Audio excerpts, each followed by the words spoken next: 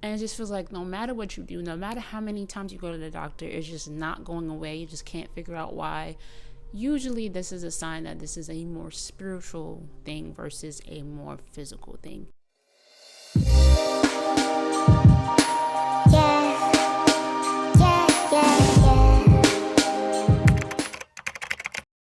Hey friend, how are you today? I really wanted to talk about this because this was something that came up to me while I was actually doing yoga, and I had a realization, I had an epiphany. I realized that the headache and the migraines that I've been having for like the past 2 to 3 weeks have just vanished. They just disappeared. As I really reflect on like what was going on at the time of the headache and the emotions and the things I was feeling, because I do journal. If I don't physically like write in a journal, I will type. If I don't type, I will do a voice. I've been reflecting over like what was going on with me emotionally, or what was happening at the time of these migraines. I realized I was still holding a lot of resentment and anger for the past.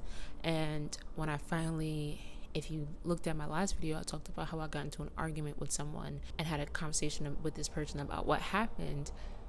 Once I released all of my truth, once I released all of everything that I had to say to this person, the migraines disappeared. They vanished. I realized that I no longer get these headaches. Hi, I'm Kyla Myette. Welcome to my channel.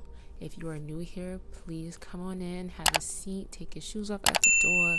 I got snacks, I got tea, I got all the things that you need to feel comfortable, to feel safe, to feel heard, seen, and understood, okay? I'm actually really excited to talk about this, and I feel like I'm gonna talk about this in tandem with other videos and other explanations, and then also building my personal experiences and just realizing the spiritual connection to the physical pains that we feel in our bodies, and realizing that sometimes the pains that we feel physically is an indication of what's going on with us emotionally. Now, I do want to put a disclaimer before I get really into this that I am not a health professional. I am not a medical professional. So please still go seek out medical help if you are physically in pain.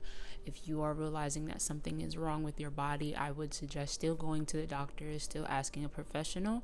But this is also powerful and helpful information if you do feel like you are in this particular state of your body. This is why they say, I don't know who they is, but this is why they say like our body is a map and our body is our temple, and the body tells all things, right? Our body is very intelligent. It knows how to self-heal. It knows how to self-regulate, and sometimes we get in the way of that. This is why these conversations around like pregnancy and birth come into play when it comes to doing it naturally versus taking the epidural. There are things that our body knows how to do naturally. We do not need to interfere, but there are times where you do need to interfere with medical professional help. But we really have to tune in with our bodies. We have to tune in with our minds in order to understand what's going on.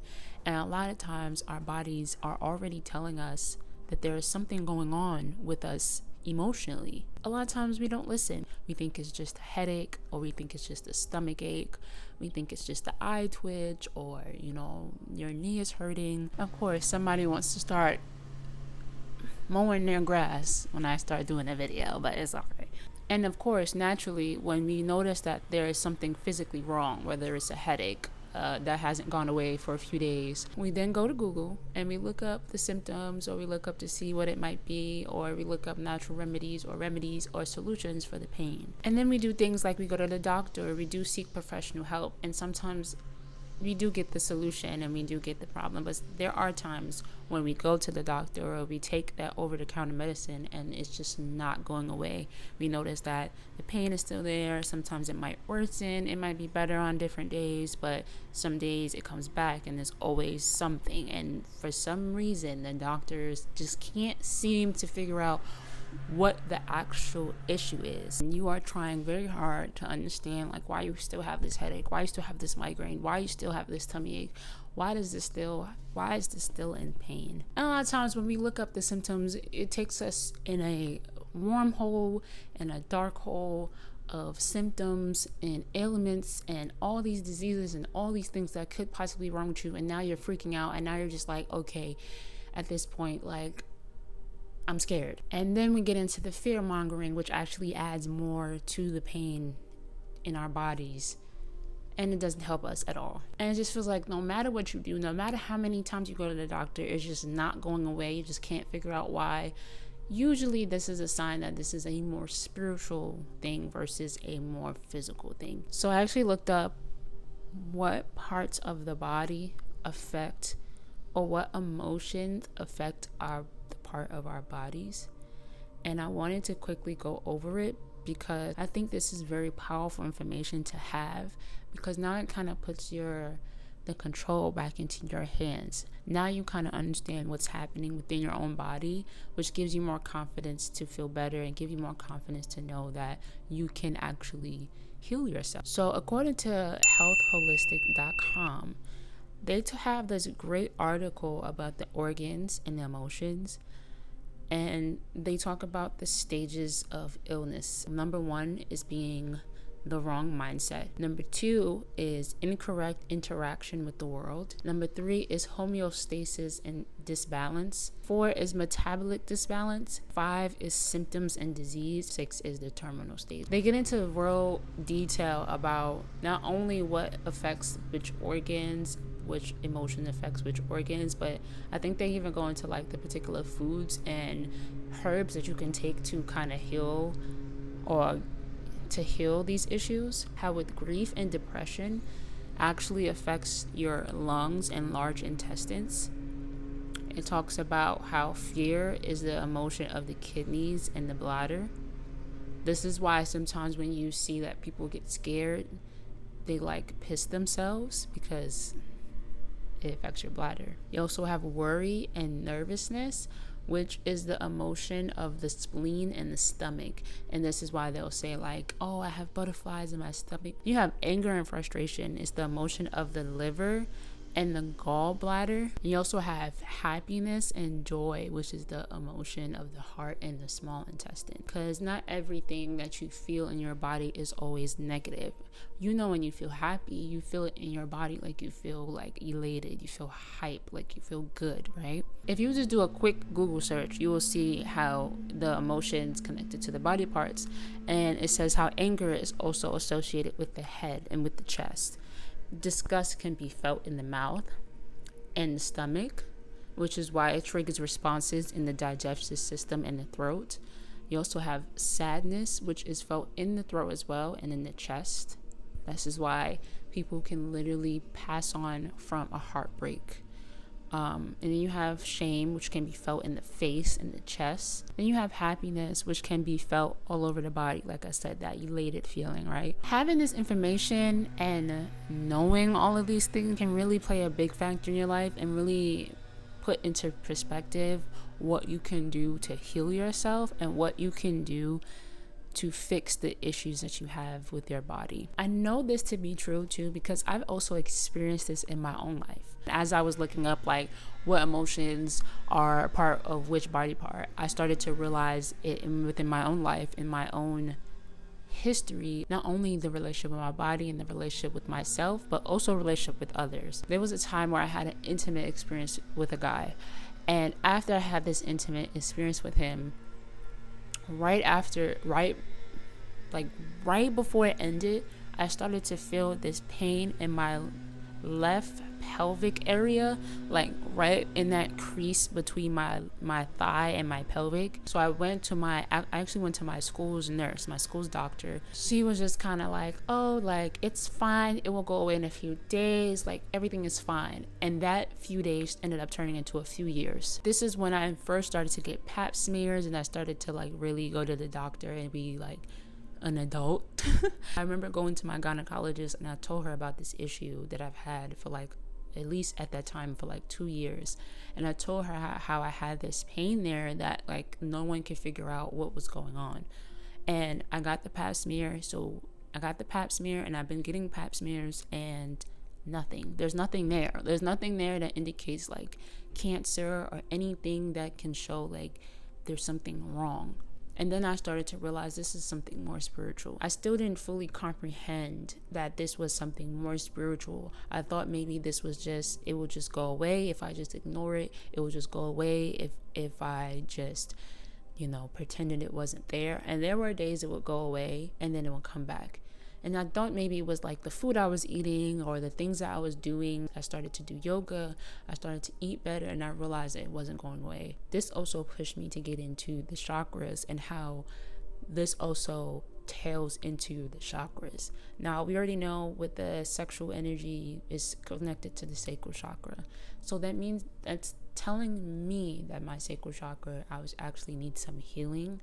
And I noticed that this has been a thing for me for not only just in that particular experience, but my entire life and my relationship to my body and sex and so on and so forth. I also noticed something that was a more spiritual thing when I kept getting chronic yeast infections. And I know that sounds disgusting. Please don't judge me. It was so long that I would have these yeast infections, and it would never be like all day, every day. Like I wasn't just down there just grinding, you know.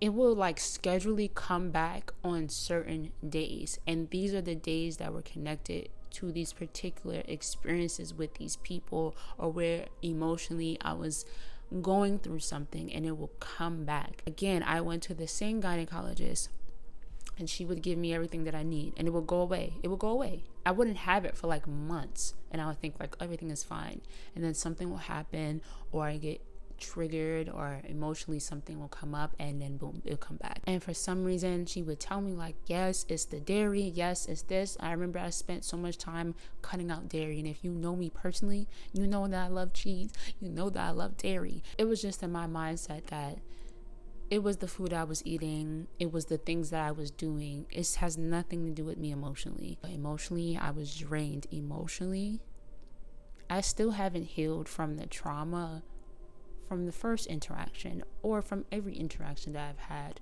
And now the things were starting to pile up, and my body was starting to react to it. This is why they have the saying that stress kills, because stress and all these things actually do affect our bodies. Like things will actually fail in our bodies if we are constantly in a state of stress and mentally in a state of stress. It will literally break down our bodies from the inside out. And I want to get back into these migraines, into the headaches I was having a few weeks ago, because I don't think I really realized how anger really does affect the body. I didn't realize that it was literally going to my head, and the migraines I was getting. And it was so weird because one, they were like out of nowhere, and so I couldn't associate it with anything. I couldn't say, oh, because I was pregnant, oh, because of this.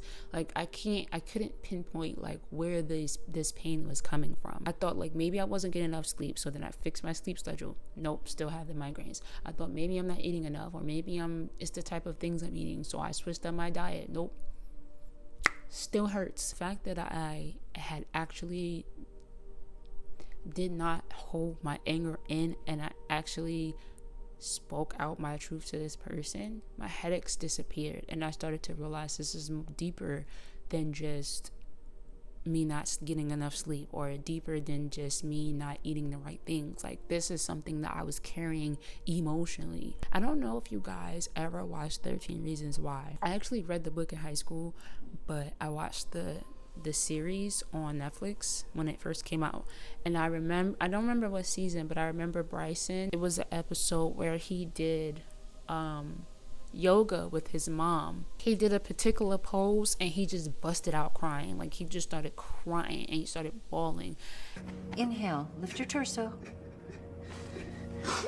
Oh, Bryce.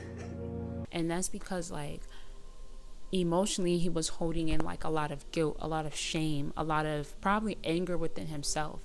So the particular pose, if I remember the pose that he was doing downward facing dog. Wherever he was storing his anger, wherever he was storing his guilt and shame, it finally bursted open, and he had a realization about what was going on with him emotionally. And this is why I really, really do appreciate yoga, and this is why I practice yoga, because yoga in itself is one of the remedies that you can take or you can do to get in tune with your body and understand what's happening with you emotionally, and help you pinpoint what's going on with you emotionally if you can't really pinpoint that. There are particular routines and things that you can do to alleviate a lot of that stress or a lot of that pain. I really enjoy this topic. I really want to get into it when it comes to the chakras and finding out the different activities and the things that you can do and the emotions that are attached to each chakra. If you guys want a video getting into the chakras and really diving deep into this, let's do it. Comment below if you want me to do that. I would love for you to please like